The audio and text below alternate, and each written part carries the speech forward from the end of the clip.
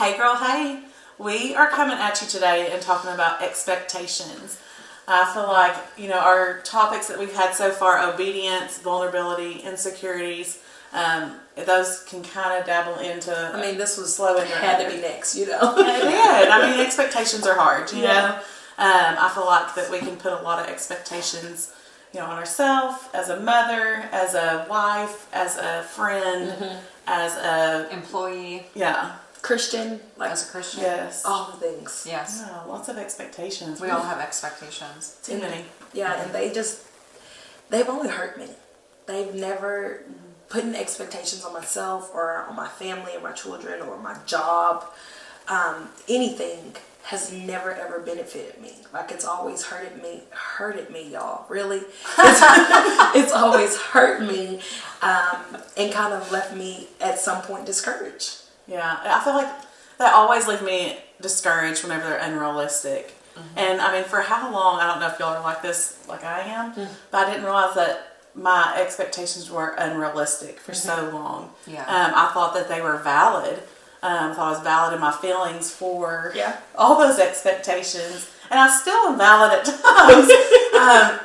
But I just feel like, just the unrealistic expectations upon ourselves that we have to get this mile-long to-do list done in like how many hours? Not enough. Yeah, not enough. That our husband has to act a certain way, or that we have to mom perfectly, like we can never raise our voice, which I know it's not good, but it happens. That's hard. That's hard. I know there's been points in our marriage where I was putting expectations on my husband, and his favorite line, like anytime, he would always say, "This is not the Notebook. I am not Noah." Why not? And I'm like, but I want to be out there with the doves. Is that too much to ask? So yeah, they hurt people. Like when I lay those expectations on my husband, or if I lay them on my children and they don't meet those expectations, because they know that I'm expecting this out of them, they feel less than. And I don't want them to feel that way. I love them. I appreciate them. And expectations they just don't have a place with me. Yeah. I feel like the areas in my life that high expectations have caused trouble is like with relationships, it's caused conflict. And then with myself, it's caused a lot of just shame and anxiety for not measuring up to where I think I should be. Right. Oh, I can relate to that big time. Yeah. I think back to the expectations I had just even for my friends. I had kids later because I got married later, but they were having kids before me and everything, and I just really thought, in my mind, the lies that we tell ourselves, just that if they cared about me, then they would call me and they would make the effort and they would come see me, but I always had to do it. But now that I have kids, I realize, how that's kind of impossible sometimes. Hard it is, and I apologize to all my friends, just for those unrealistic expectations. They probably don't even know I had them on them because I haven't had those conversations. Yeah.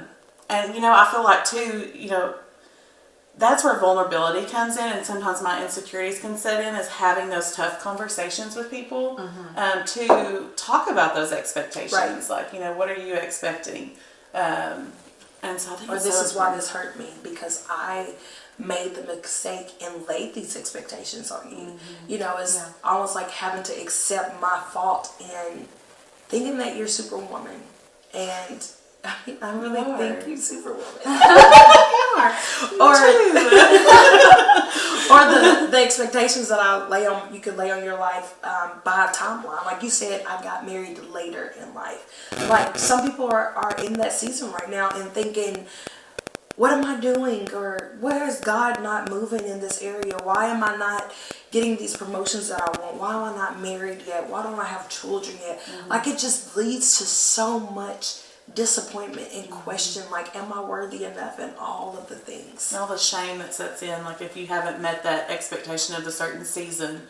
Because I feel like sometimes these expectations can come from the world. Just that you have to be married by a certain age. Like even me saying that, like married later in life. You got married when God was ready for you to be married. And the Lord for him and his timing. Yeah, right. Because, you know, I mean, there's times that you're dating someone that it probably wouldn't have been the best choice, you know? You may not feel it right then. I thank God for unanswered prayers. Right? Yeah. Another song. Will you sing it? No. Too. I think something that has really helped me that I continue to need to work on is just remembering to give people grace and reminding myself that everyone is doing the best they can. Like, I have to truly believe that. Not only for my own peace of mind and sanity, but also for my relationships. To just truly believe that the people around me are just doing the best they can. Yeah. Because that's all we can do every day, right? I mean, That's we for miss sure. the mark all the time, or I do. I don't know about y'all. Y'all are pretty perfect. No. But I just feel like it yeah. I had wrote down, that reminds me of Matthew 11-30. It says, "Then Jesus said, 'Come to me, all of you who are weary and carry heavy burdens, and I will give you rest. Take my yoke upon Yes. you. Let me teach you, because I am humble and gentle at heart, and you will find rest for your souls. For my yoke is easy to bear, and my burden is light.'" That's good.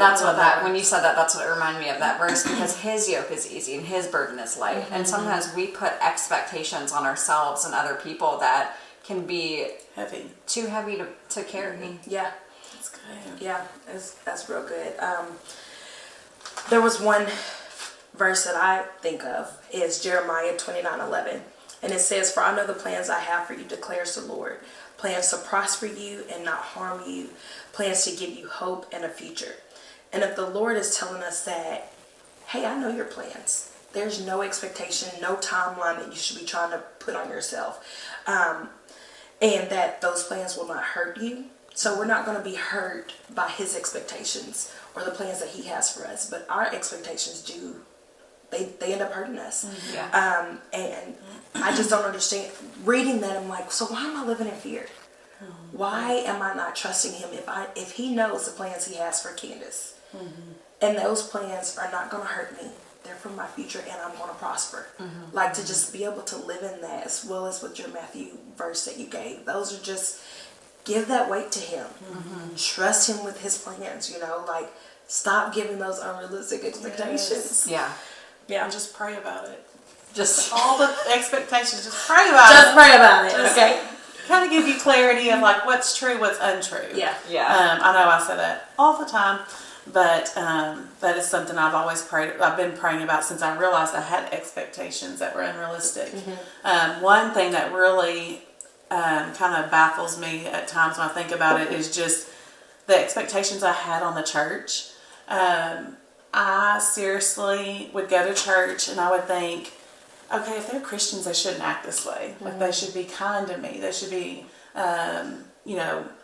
not say things like that or gossip or this, all the things that I thought, this is not a Christian, like behavior or whatever. And then I realized that I couldn't even meet those expectations. And I was like, how unrealistic is that? Yeah. That I'm putting these expectations on Christians and I'm one myself and I can't do it. Right, yeah. And so it really, like, I got to a place where the expectations that I had for the church, that I would not be as receptive going to church and listening to the messages, and I just thought, this place isn't for me. All the things that I think the untruths that we get told were huge for me, and it weighed me down, and I didn't receive the message like I should have. My heart wasn't receptive to it. Yeah. So it was... I think it's also really important to, like, when you start having those expectations, to talk about them. Yeah. Like, to be vulnerable about them. Because I feel like when we just bury those expectations and we expect everyone else to just know, like, how often do I expect my husband to know why I'm upset? Like, he should know. I should not have to tell him. Yeah. But like that's so All the dumb time. when you think about it. But even with friendships or whatever it is that I have high expectations for, or any expectations, it's so good to bring those out and be like, and talk about them. And sometimes you might need to negotiate and be flexible with your expectations, But what I've seen in my life is when I keep those expectations to myself and just assume everyone else should know, it leaves so much gray area for offense to seep in. Yes. I start getting so offended, and no one else, everyone else around me has no idea that I'm upset. But I'm so offended because they're not living up to my expectations, and they have no idea what my expectations are. Right, and then it builds, and it builds, and it builds because the enemy is waiting for us to do this. He's waiting for us to be in this place. So he can be like, hey, Candace, they didn't do this either. Did you see what they said? What'd you think about that girl? She didn't call you. Right, why did she? But she called that other girl. You know? And I'm like, you sure are right. Yes, it's so easy. I don't call it a rabbit hole. It's so easy to get down that rabbit hole or whatever with those things. I mean, that happens to me often. I'm like, wait. What am I doing? Right. You know? So kind of hearing you talk about the expectations that you have on the church, it just kind of hurts my heart because I think about the people who are expecting that their past is keeping them from God's love and His grace and His mercy, and that they're unworthy. That, oh my gosh, I keep falling in this trap and I keep asking for forgiveness. He does not want to hear this again. He does not want to keep forgiving me. Like that expectation that they're putting on themselves that, let me get this right, let me work on this in the background, and then try to come and present myself to the Lord again. And it's just, it's not real. Like, it's not true. Yeah, so many people believe that too. I mean, I know a lot of people are like, well, I need to get it together before I can do X, Y, and Z. Yeah. And definitely I think people do that with their walk with God for sure. Yeah. Yeah. And it's just, if you have asked for forgiveness, even 30 minutes ago, do it again. And again. And again. Like, it's totally fine. Like, it's maybe hard. You may have to be vulnerable. It may make you insecure, but just to give it to Him. Just give it to Him. And His yoke is easy. His yoke is easy. And He's there ready to love us and just forgive us no matter what. What was that analogy you were telling us earlier? Well, I hope I get this right because I really enjoyed it. Pastor Chad one time had said something about, we don't drive by a hospital and think, oh, they sure are helping a lot of hurt people. They shouldn't be doing that or something like that. You know, and then people, you know, if they go to a church, even like a church like ours, that it's bigger. We have multiple services and things like that. And people are like, oh, there's just too many people in that church and, you know, all of these things. But really, like, we are all broken people coming to the church, and we're getting help. You know, that's why we're there, because we want to strive to be more Christ-like. We want to walk, you know, His walk. So remove those expectations that the world gives you, that you got to have it all right and that you have to be just so put together and no cracks, because I'm broken, you know? Every day I am breaking in a different way, and I'm just at a spot where I know that, oh, okay, I'm broken. That's pretty much all that I've accomplished as a Christian is I've accepted the fact that I'm broken and He is who helped me, you know? And I think expectations can also, like for me in the church, can lead me to distraction in the church. There's a lot of time, like when I was younger, like I don't do it as much now, but I would go into the church and I'd be like, oh, the music's too loud, or this is going on, or, you know, this person beside me is singing too loud, or, you know, I'm just kidding. I mean, you know, she sings really good. You don't sit by me all the time. But, you know, like I would let those lies or untruths like distract me from really what was taking place. And so my expectations was like, it had to be the way I thought it needed to be. The church needed to be, you know, the music had to be a certain way. They had to preach a certain way. So it actually fed me, not to pray like, oh, let my heart be receptive to whatever is said so that I receive it. You know, it's more like me. So selfish. I guess I had selfish expectations. Hebrews 8, chapter 8, verse 12 says, for I will be merciful towards their iniquities, and I will remember their sins no more. Like, do you ever go through life and remember, like, God is not keeping a tally of our wrongdoings? Like, He's not just sitting there ready to say, Candace, do you remember when I'm just so thankful for that. I'm so thankful that he has given me new life. And it's something that he continues to do through my walk with him. And I just have to let those expectations go.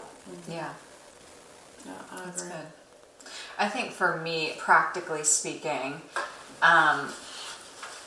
how I can put into practice not having high expectations for myself and for people around me is, like I said, like remembering to see the best in people and believe the best in people. And then also just like praying that God centers my expectations around his. Yeah. And then also just willing to, like, I think definitely one of my goals for this year was to grow in my grace. Like, I want to be really good at just giving grace to people. Yeah, So if that's you good. mess up, then like God gives us grace so freely, and I want to do the same with people around me. Yeah. And then I think too, like we should just have grace for ourselves too. That's Yeah. a good prayer for me. Like Yeah. I'm like when you said that, I was like, you know, I need to show myself some grace when I don't meet the mark or I don't get the things done on my to-do list, or you know, sometimes I can beat myself up about it. But then a lot of my expectations are unrealistic of the to-do list that I have for that day. So I mean, yeah, I love that. Grace is good. Grace is good. We need it. So basically, expectations, we're done with them. Yeah. Just get rid of them. high expectations. High expectations. Candace is done with all expectations because I cannot get it right. Okay? But yeah, We're going to pray for her. Please, I'll just pray about it. Let me tell you my expectations for you. Let me get my pen down. Now, we also need to make sure that we don't, you know, put unrealistic expectations on other people too. So, Right. So we're getting rid of high expectations, unrealistic expectations. Candace is learning how to have healthy expectations. yeah. Yes. Okay. healthy Okay. expectations. Good. Well, we want to pray with y'all, and I know we say it all the weeks, every time we talk to you, but we really love praying with you guys and seeing God work in your lives. And pray for us. One thing that we noticed and we kind of talked about the past couple weeks is whenever we're starting to talk on a chapter, the enemy is like boom, and he hits us with that. It makes, you know, and we're struggling in that area that we're trying to speak with God about during the week in preparation. And so we'd just love for you guys to be praying with us about whatever it is that you could think of, just that we stay focused on what God has called us to do. And we want to do the same for you guys. So shoot us a message or an email at heygirl, well, not at heygirl, at hey.girl.hey20@gmail.com. And don't forget to like and subscribe. See ya. Bye. Bye.